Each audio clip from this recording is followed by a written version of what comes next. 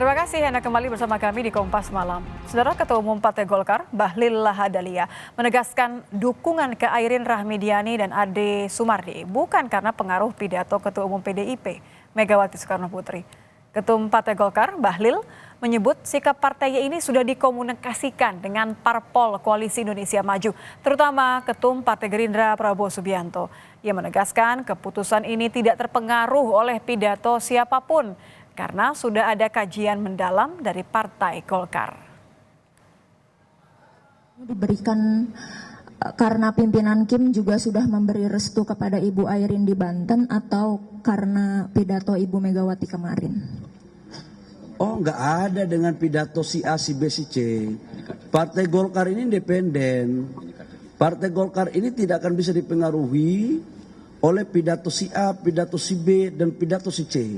Justru Golkar harus mempengaruhi tentang isu-isu politik kebangsaan. Keputusan Golkar ini semata-mata adalah sebuah keputusan kajian politik mendalam. Dan sudah barang tentu namanya politik, ada komunikasi politik. Dengan Kim kita melakukan komunikasi. Jadi sekali lagi ini semua terjadi karena komunikasi politik yang... PDIP pun buka suara terkait Partai Golkar yang kembali mengusung mantan Wali Kota Tangerang Selatan Airin Rahmidiani untuk maju pada Pilkada Banten 2024. Ketua Bidang Kehormatan PDIP menilai langkah Golkar untuk mendukung kembali kadernya Airin di Pilgub Banten tidak akan mempengaruhi PDIP yang lebih dulu memberikan dukungan terhadap pasangan Airin dan Ade Komarudin. Yang mengatakan Golkar hanya ikut-ikutan, namun belum terlambat. Namanya Pak Ibu Airin ya. Nah, Golkar tadinya kan tidak usung Airin kan. Nah, ada kesadaran cepat kan lumayan cepat sadar itu.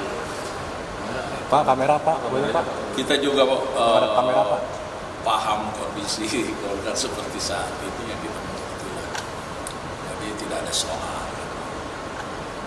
Ya, pasti ada Golkar dukung atau tidak dukung ya kita PDI Perjuangan kan sudah resmi mengumumkan kemarin. Kalau mau ikut-ikutan dukung ya syukur juga itu. Kemudian Golkar mendukung itu baik juga. Belum terlambat, masih ada waktu.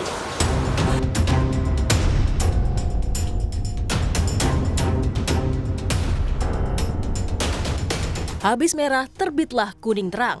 Selang 1 hari setelah Airin Rahmidiani mendapat dukungan dari PDIP untuk maju di Pilkada Banten 2024, Partai Golkar nampaknya putar haluan dan kembali menaungi Airin yang merupakan kadernya.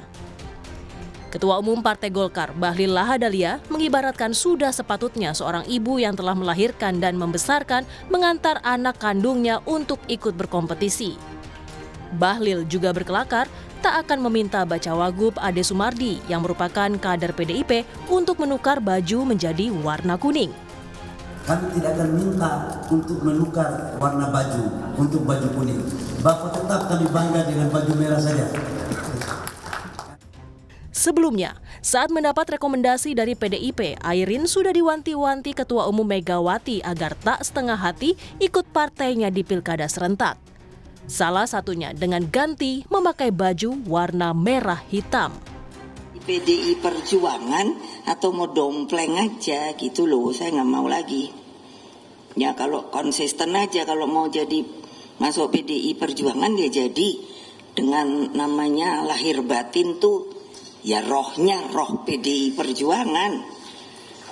Saya tadi nanya itu sama itu Mbak Airin, ya nanti mesti pakai ini loh, merah hitam loh. Iyalah, mau dijadikan tapi coba masa nggak pakai merah hitam? Ya, gimana? Terus maunya jadi apa? Independen? Ya cari independen. Ganti atau campur warna di masa injury time memang bukan hal baru dalam kontestasi politik. Apalagi bagi Airin yang pencalonannya di Pilgub Banten nyaris batal karena Golkar memilih mendukung Sony Dimyati. Tim Liputan, Kompas TV. Untuk memahami manuver Golkar dan Airin di Pilkada Banten 2024 yang sempat berbaju merah namun kini kembali kuning, kita akan bahas bersama Hamdi Muluk, Guru Besar Psikologi Politik UI. Selamat malam, Prof. Selamat malam Nitya, selamat malam pemirsa Kompas TV yang budiman.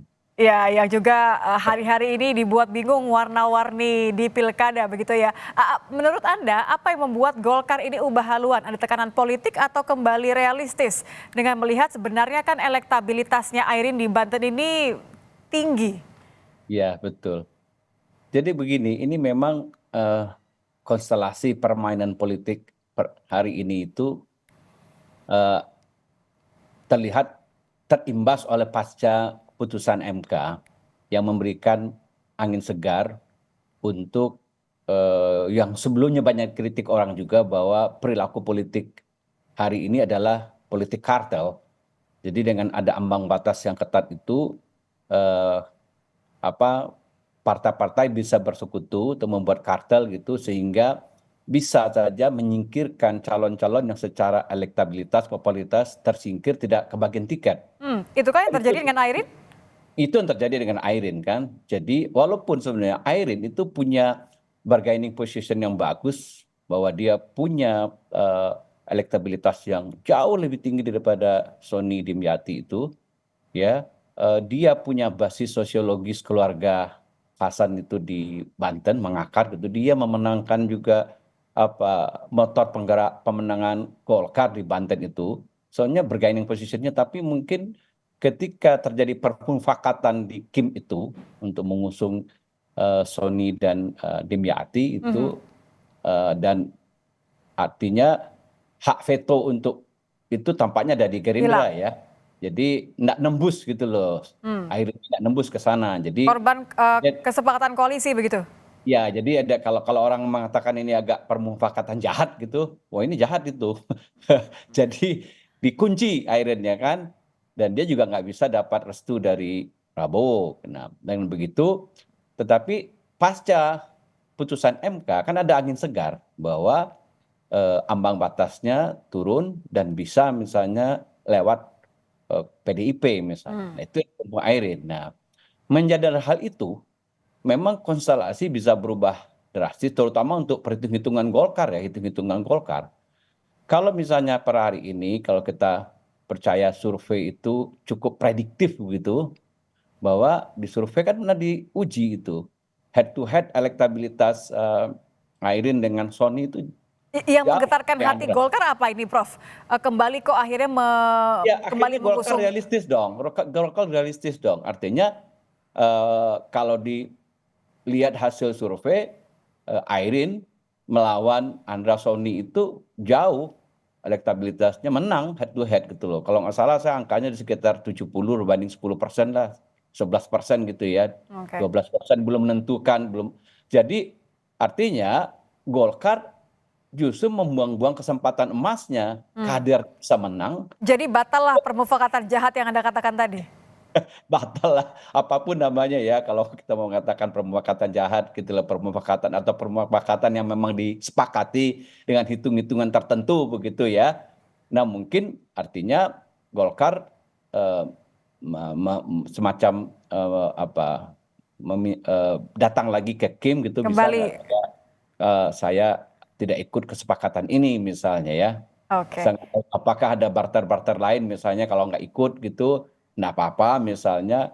Nah karena memang secara objektif ya seharusnya dari awal Golkar itu mencalonkan Airin untuk alasan-alasan yang masuk akal ya. Yang kita sebut tadi, elektabilitas Airin paling tinggi, dia punya basis sosiologis yang jelas di Banten itu ya. Dan Golkar merupakan rumah ya. Maaf saya potong, Prof, karena saya ingin bersama-sama mendengarkan ini pernyataan dari Airin ketika ditanya soal kenapa berubah warna setelah sempat kemarin pakai merah, bukan merah hitam sih, merah putih ya masih kemarin ya. Kita akan dengarkan bersama. Politik dinamis yang selalu saya sampaikan, dan selalu saya meminta bahwa mudah-mudahan ada keajaiban, pertolongan dan kemudahan yang Allah berikan sehingga B1 KWK tetap diberikan kepada saya sebagai kader Partai Golkar karena saya merasakan bahwa Partai Golkar ini adalah rumah saya dan saya bersyukur, sujud syukur sama Allah. Tentunya doa saya bukan hanya doa saya sendirian, tapi juga doa dari seluruh masyarakat di Provinsi Banten yang terus mendoakan. Pada saat kemarin deklarasi ya Pak De ya, kita juga bersyukur alhamdulillah banyak yang sudah memberikan doa. Nampaknya memang kalau Airin hatinya memang tidak pernah berubah warna ya, tapi keputusan Betul. ini akhirnya di luar bahwa memang sangat realistis. Ini akan berdampak seperti apa, Prof, kepada Kim? Apakah memang ada ganti deal-dealan lainnya untuk daerah lain misalnya? Biasanya politik begitu. Jadi di depan layar aktor politik tidak akan bilang seperti itu, tapi di belakang layar itu biasa gitu loh. Jadi kalau misalnya satu kesepakatan berubah, harus ada dibuat kesepakatan baru supaya keseimbangan politik itu jalan gitu loh. Jadi bisa saja memang akhirnya akan ada deal-deal gitu. Golkar misalnya memberikan yang lain untuk di pilkada tempat lain dengan Kim gitu loh. Itu biasa gitu. Saya kira mungkin ya. Sangat mungkin ya, rela untuk kemenangan yang lain. Terima kasih Prof. Hamdi Muluk, Guru Besar Psikologi Politik UI sudah bergabung bersama kami di Kompas Malam. Selamat malam Prof.